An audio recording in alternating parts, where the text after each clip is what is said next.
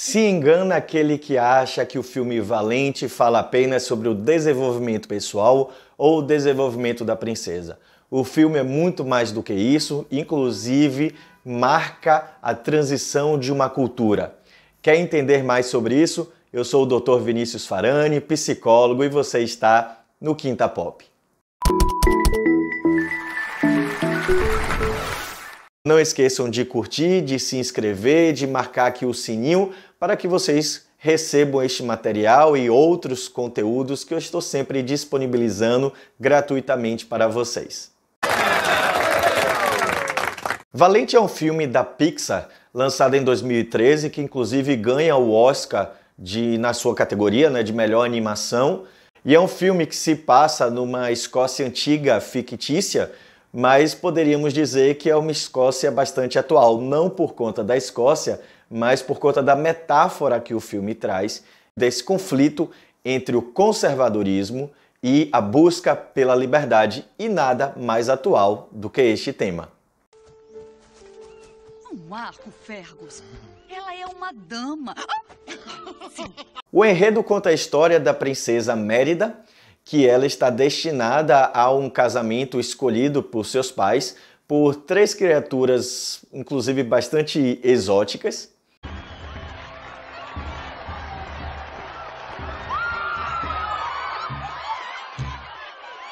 Ao mesmo tempo que ela está tentando descobrir a sua própria liberdade, saber se ela tem o direito à escolha, saber se ela tem o direito à sua subjetividade, de se desenvolver do seu modo, e por incrível que pareça, este é um dilema que muitas mulheres ainda sofrem hoje. A princesa nunca levanta a voz. Mérida, foi para isso que se preparou toda a sua vida. Não! Foi para isso que você me preparou toda a minha vida. Eu não vou aceitar isso! Não pode me obrigar! Mérida!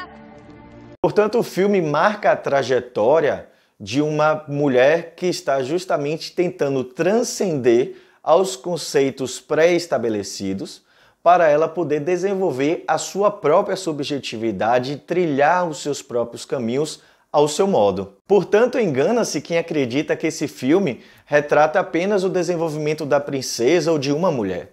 Mas esse filme ele fala sobre o desenvolvimento das mulheres dentro de uma cultura. Se você observar com cuidado, as três mulheres que aparecem no filme, nenhuma delas consegue desenvolver aquilo que te cabe com muita tranquilidade.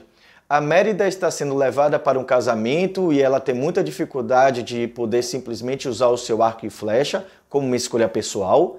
A rainha apresenta no seu discurso muita dificuldade com o seu passado. De alguma forma ela já acolheu o seu cargo como rainha, mas ela deixa subentendido que ela também teve dificuldade em aceitar o seu próprio casamento. Eu entendo que tudo isso pareça injusto. Eu mesma tinha reservas quanto ao meu noivado. Mas não podemos fugir do que somos. E nós temos a terceira mulher, que é a bruxa, que também precisa esconder o que ela faz, ela precisa esconder o seu mundo da bruxaria, a sua casa, disfarçando como uma loja de venda de objetos de madeira. Sua vassoura, já viu? Ela estava varrendo sozinha. Isso é ridículo. Não dá para imbuir propriedades mágicas em madeira. Eu saberia, eu sou uma conhecedora de madeira. Então nós temos três mulheres que não puderam desenvolver a sua subjetividade com muita tranquilidade.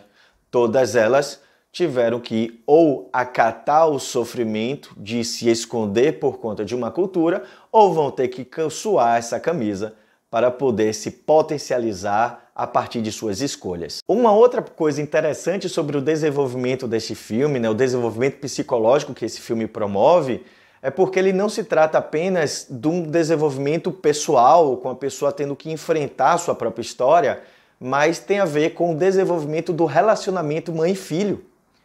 Porque a mãe de Mérida, a mãe, no caso a rainha, ela projeta na filha tudo aquilo que ela passou.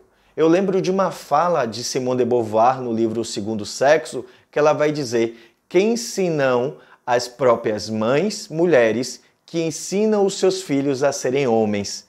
Ou seja, Simone de Beauvoir está dizendo de como muitas vezes os pais e as mulheres acabam reproduzindo aquela imposição que lhe foi destinada, que lhe foi cobrada. Ah, porque você tem que seguir dessa forma. E assim nós criamos uma geração de mulheres amarguradas que tiveram que engolir muita coisa e elas depois ensinam aos seus filhos justamente a como engolir. O homem a ser homem, a mulher a ser mulher, e assim nós vamos criando uma grande distinção de gênero. É por isso que Simone de Beauvoir diz que não se nasce mulher, torna-se mulher, porque estamos falando de um posicionamento do que pode ser desenvolvido a partir do que a cultura permite ou não. E a partir daí, muita gente que não leu o texto de Simone de Beauvoir entendeu muita coisa errada. Portanto, meus queridos, leiam e não cometam atrocidades intelectuais.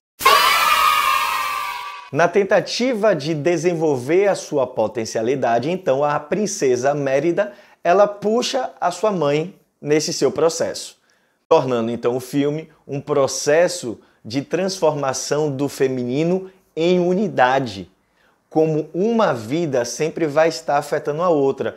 Não tem esse processo que eu diga, eu vou me desenvolver afastado do mundo. Não, porque eu sou um sujeito no mundo.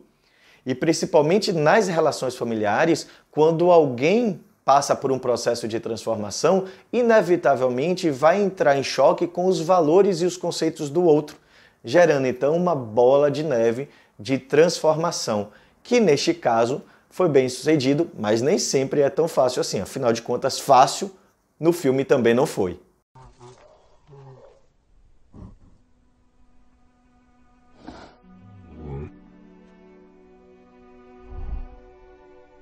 A psicologia analítica ela tem um enriquecimento bastante interessante nos estudos de família. Qual é?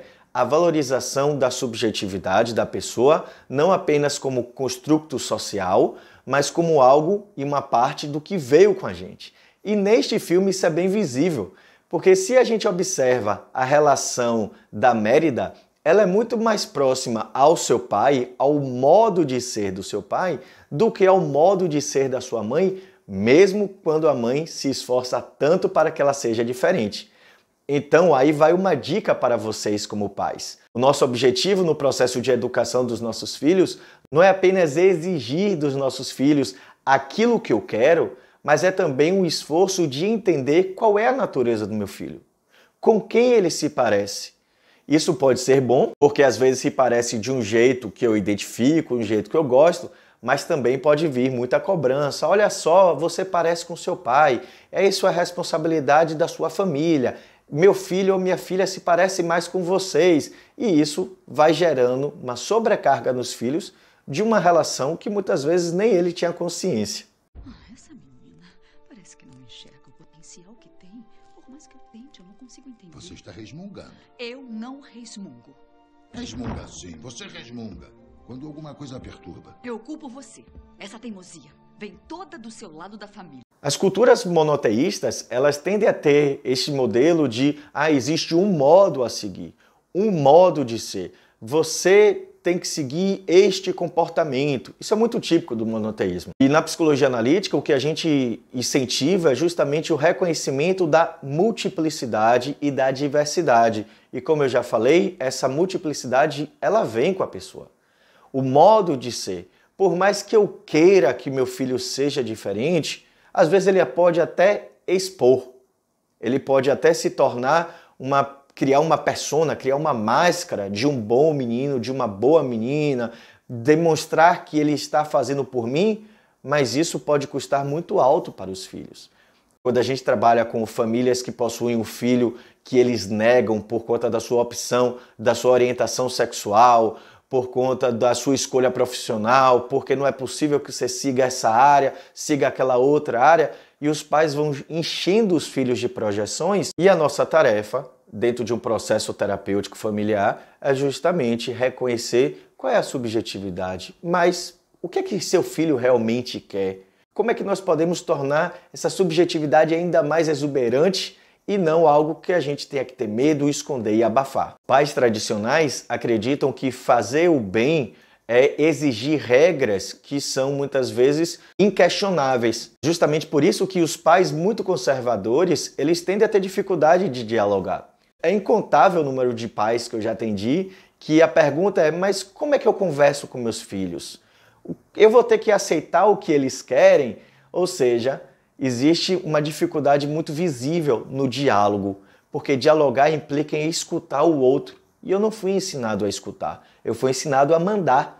Pai que é pai está sempre certo, mães estão sempre certas. E o filho, então, só lhe cabe o lugar de estar sempre errado. Esta é a maneira de garantir os conceitos pré-existentes, mas às vezes estes conceitos não cabem mais nos dias atuais. Este debate sobre a aceitação ou não da família conservadora me faz lembrar da música do Titãs, Família, que a família está ali toda reunida, muito bonitinha, até a filha decidir seguir um caminho diferente. E ao seguir um caminho diferente, então você está expulsa dessa casa. Ou seja, o conservadorismo só escuta aquilo que lhe convém. E isso não é uma escuta. Vi aquele impacto. Nossa, a gente estava fazendo uma coisa muito diferente. Isso é um programa que ninguém fez, esse é um tipo de programa que ninguém fez. Ninguém naquela época estava assim, vamos inaugurar um novo formato. A gente estava experimentando. A gente entrou com total inocência ali numa coisa que, claro, deu muito. O processo de desenvolvimento nesse filme também não se dá de uma forma bastante tranquila. Ela ocorre muito por conta da raiva, da agressividade, da angústia. E isso pode gerar um processo muito mais conturbado. Muitos filhos, inclusive, quando eles eu quero sair de casa para poder exercer a minha individualidade, eles podem ir para um caminho bastante arriscado. Muitos filhos, eles podem entrar no mundo das drogas, do sexo compulsivo, no mundo do álcool, da violência, quando eles estão tentando exercer a sua subjetividade a qualquer custo aqui fora. Eu vou provar que eu consigo. E ao provar de uma forma agressiva, eu posso entrar numa jornada bastante arriscada.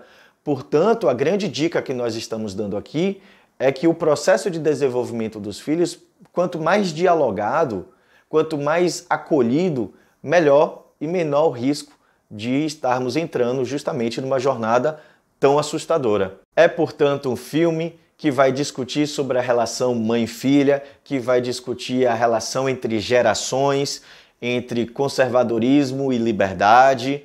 Então é um filme que ele explora diversos elementos da vida e que nós visivelmente vemos isso na clínica, nos choques entre permissividade dos pais, excesso de conservadorismo, que tem como base a falta do diálogo e a dificuldade de aceitar a subjetividade do outro. Eu quero que o meu filho siga aquilo que eu gostaria. E a gente não perguntou se a criança ou se o jovem quer seguir aquele caminho. Então o filme é uma redenção à mulher, é uma redenção ao feminismo, é uma conciliação da relação mãe-filha, uma atualização das relações familiares. Minha garotinha valente, eu estou aqui. E eu sempre estarei aqui com você.